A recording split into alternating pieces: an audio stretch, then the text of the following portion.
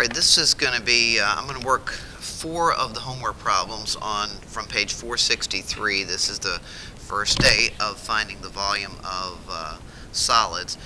So the ones that I've selected to do are 3, 9, 11A, and 12B. Number 3 and number 9, they already have the graphs shown. Well, I guess I will show them. That'll be helpful. So let's take a look at number 3. In number 3, they give us a square root function, except they show us in the graph that they only want us to go from 1 to 4. So here's 1, here's 4.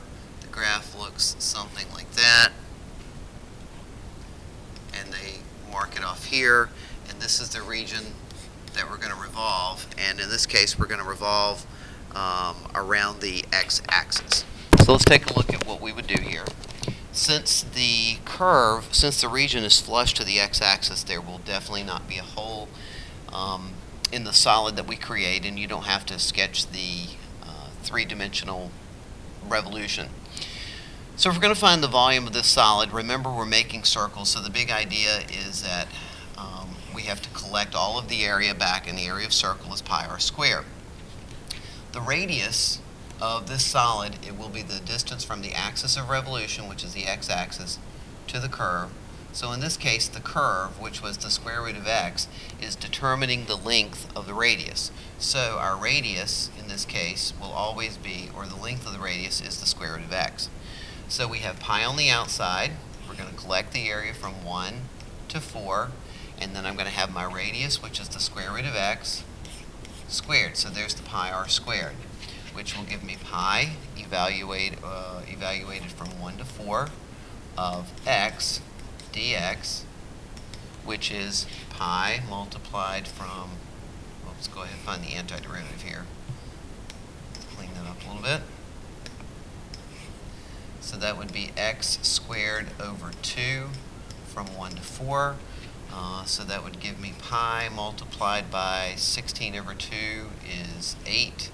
And 1 over 2 is 1/2. So we have 16 halves minus 1/2, which is 15 halves. So we have 15 pi over 2 as the volume of that solid. Let's take a look now at problem number 9. And in problem number 9, again, they give us the graph and they give us the function. They tell us the function is y equal to x to the 2/3 power. They tell us that we're revolving about the y-axis, so we're going to be in terms of y. And they go ahead and give us a graph that looks something like this.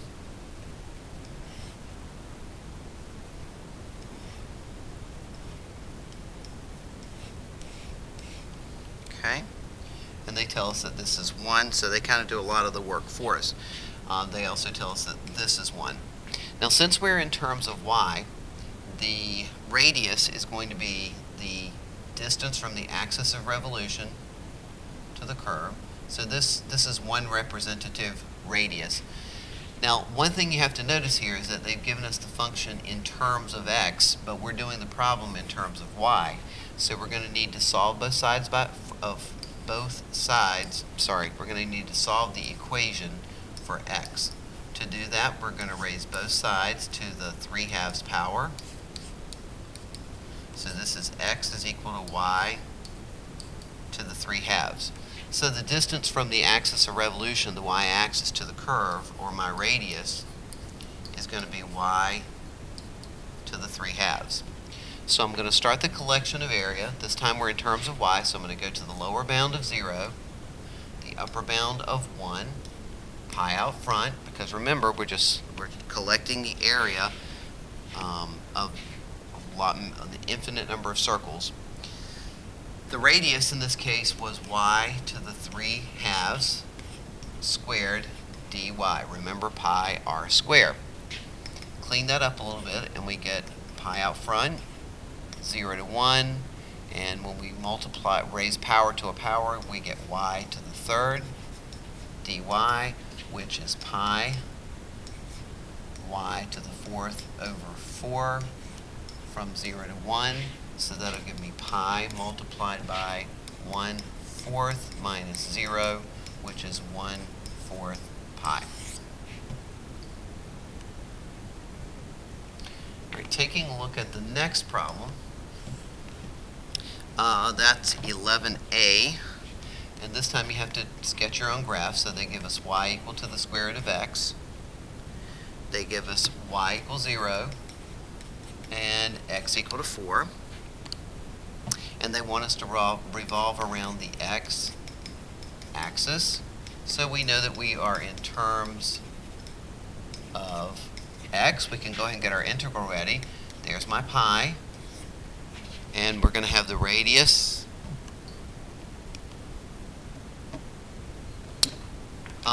so we can set this up, our radius squared, and we are in terms of x. So let's come back over here. Let's get a sketch of the square root of x. Y equal to 0 is the x-axis, and x equal to 4 I'm deeming to be here. So this is the region that we are revolving about the x-axis. The radius is the distance from the axis of revolution to the outer curve, which in this case is the square root of x. So r of x is equal to the square root of x. So that comes over here in place of r. We're collecting areas. We're in terms of x. I'm going to start at 0, and I'm going to stop at 4, which would be pi, the integral from 0 to 4 of x dx, which is pi from x squared over 2 from 0 to 4, which is 4 squared is 16 divided by 2 is 8 pi. And let's do one more. The last one is 12b, and that's in terms of y. The function that we're given here is y equal to 2x squared, y equals 0, and x equal to 2. And we are revolving about the y-axis, so we are in terms of y. We can go ahead and set up our integral. There's our pi. R, remember this is going to be r of y, and this is going to be dy because we're in terms of y. Let's get our sketch. 2x squared, something like that. Y equal to 0. Now be careful in this one. Y equal to 0 is the x-axis, and x equal to 2, I'm calling it here, is that region. So the region that we are revolving in this case is this region right here. Hold up here a second. Okay, I just realized that I misread this problem. 12b is revolving around the x-axis. So that's because the reason I realized that is when I was getting ready to do the problem, I recognized that there was definitely going to be a hole if we revolved around the y-axis, and we have not done that yet. So it's about the x-axis in terms of x, and this will be a dx. Sorry about that. So let's go back now, pick up the axis of revolution, which is the distance from the, pick up the radius, which is the distance from the axis of revolution to the curve. And in this case, the curve is 2x squared. So little r of x is equal to 2x squared. So that goes in place of r. We're going to collect the area starting at 0, stopping at 2. So we have pi. And when I square that, that will give me the integral 0 to 2, 4x to the 4th dx, which is 4x to the 5th over 5, pi in the front, 0 to 2. 2 to the 5th is 32, times 4 is 128, so I have 128 pi over 5, because when I put in 0, I get 0. All right, hopefully you found these videos helpful in reviewing your homework. If you have any other questions, come and see me.